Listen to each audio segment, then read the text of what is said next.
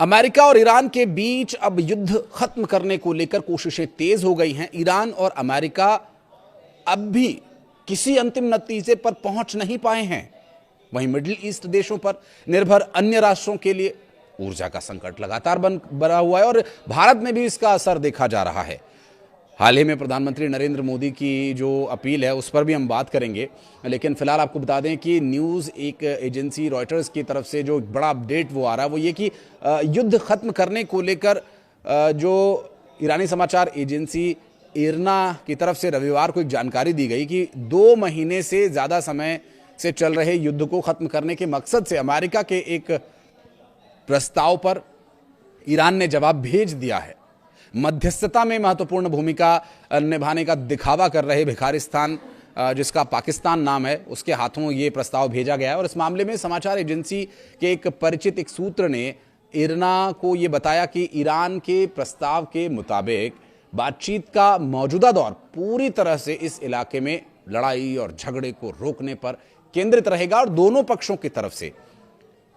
Reuters ने जानकारी साझा करते हुए लिखा कि शांति की ये ताज़ा कोशिशें एक अस्थायी समझौता यानी एमओयू करने के मकसद से है ताकि युद्ध को रोका जा सके। स्ट्रेट ऑफ होर्मुज एक बहुत बड़ा महत्वपूर्ण यहाँ पर पहलू बनता है और इसकी जो नाकेबंदी एक तरह से अमेरिका ने की हुई है, यहाँ से आवाजाही फिर से बहाल हो सके, इस बीच वे एक से ज़्यादा व्यापक समझौते पर चर्चा भी करेंगे और इसका मकसद है ईरान के परमाणु कार्यक्रम जैसे उलझे हुए विवादों को सुलझाना। क्योंकि देखिए, एक तरफ अमेरिका ये अड़ा हुआ है कि आप अपना एनरिच्ड यूरेनियम हमें दे दें या किसी ऐसे देश को दे दें जहां से आप कुछ सालों के लिए उसे वापस ना लें। उसके पीछे कारण यह है कि आप अपने परमाणु कार्यक्रमों को रोक दें, स्थगित कर दें, खत्म कर दें और कभी परमाणु हथियार न बनाएं। लेकिन इस तरह की पाबंदियों के साथ अगर ईरान आगे बढ़ता है, समझौता करता है, तो उसकी खुद की गरिमा और अस्तित्व पर सवाल खड़ा हो जाएगा। और अगर वो परमाणु हथियार नहीं बनाता है तो एक अंतर्राष्ट्रीय स्तर पर जो एक कमी, एक कमजोरी महसूस होती है युद्ध के हालातों में, तो वो भी एक समस्या उनके लिए बनी रहेगी। तो ऐसे में 28 फरवरी को अमेरिका और इजरायल ने संयुक्त कार्रवाई करते हुए ईरान पर जो हमला किया था उसमें उससे पहले से ये शर्तें लगाई जा रही थी और उन शर्तों को न मानने की सूरत में ही हमला किया गया था। और हमले में उस समय के supreme leader Ayatollah Ali Khamenei की मौत हो गई थी, जिसके बाद से ईरान पूरी तरह से बौखला गया और उसने ताबड़तोड़ पलटवार किए, अमेरिका और इजराइल के पूरी तरह से घुटनों पर उन्हें ला दिया और संघर्ष विराम के लिए राजी होने तक पर उन्हें मजबूर कर दिया गया। वरना आप ही सोचिए कि अमेरिका जैसा सुपर पावर, जिसके पास हथियारों की, जहाज़ों की, सैनिकों की, सहयोगियों की, पैसों की कोई कमी नहीं है, वो भला शांति वार्ता के लिए कैसे तैयार हो गया, जबकि वो खुद अपनी दबंगई अंतर्राष्ट्रीय स्तर पर हमेशा गाहे बगाहे दिखाता ही रहता है। और इस पूरे हमले और इस पूरी घटनाक्रम के बाद उनके बेटे मुज्तबा खामेनेई को सुप्रीम लीडर बनाया गया। इसके बाद अमेरिका और इजराइल के जो युद्ध के हालात थे, ईरान पर हमले के, बमबारी के, उस पर एक थोड़ी कमी देखने को मिली। तो स्ट्रेट ऑफ होर्मुज में नाकेबंदी फिर अमेरिका ने कर दी, जहां पर एक और समस्या, एक और नई चुनौती बन गई। स्ट्रेट ऑफ होर्मुज को रोक करके ईरान ने एक दबाव बनाने का प्रयास किया था, जिस पर काउंटर करते हुए अमेरिका ने वहां पर नाकेबंदी की थी और पूरी दुनिया के देशों को आर्थिक संकट में डाल दिया था। अब 10 मई तक के अपडेट माने तो अमेरिका और ईरान के बीच एक युद्ध विराम की जो स्थिति बनी हुई है वो बहुत नाजुक स्थिति में पहुंच गया है। दोनों देश एक शांति समझौते पर पहुंचने की कोशिश कर रहे हैं।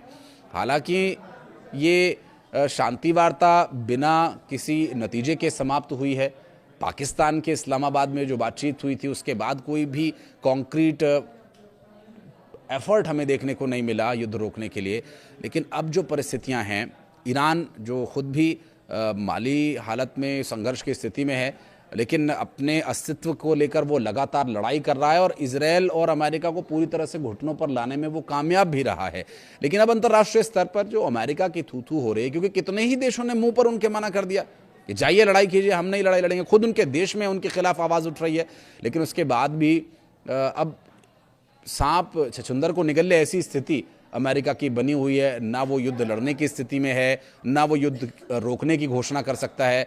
अब खुद आगे बढ़ करके कदम बढ़ा करके उन्होंने युद्ध शुरू किया है, तो वो अपने आप कैसे पीछे हटें। तो कुछ एक ऐसी बातचीत हो जिससे कि सांप भी मर जाए और लाठी भी ना टूटे। क्या वो स्थिति बन पाएगी? एनरिच्ड यूरेनियम किसी दूसरे देश को देकर उनके पास सिक्योर करने के लिए ईरान तैयार है। परमाणु कार्यक्रम को लेकर के ईरान किस स्तर पर जाकर राजी होगा, ये भी देखना दिलचस्प होगा। लेकिन तब तक पूरे देश, पूरी दुनिया में कहा जाए तो गलत नहीं होगा कि एक आर्थिक संकट का दौर देखने को मिल सकता है, क्योंकि तेल ऊर्जा के परिवहन के लिए इस्तेमाल होने वाला स्ट्रेट ऑफ हॉर्मुज अब भी हथियारों के साए में है, और जब तक यहां से हथियारों का ये साया नहीं हटेगा तब तक व्यापार सुगम नहीं हो पाएगा, और अंतर्राष्ट्रीय स्तर पर जो आर्थिक संकट की स्थिति बनी हुई है उस पर काबू पाना काफ़ी मुश्किल हो सकता है। ऐसे में कुछ कहना चाहें तो कमेंट सेक्शन में आप बताइएगा। वीडियो को यहाँ तक देखने के लिए बहुत बहुत धन्यवाद।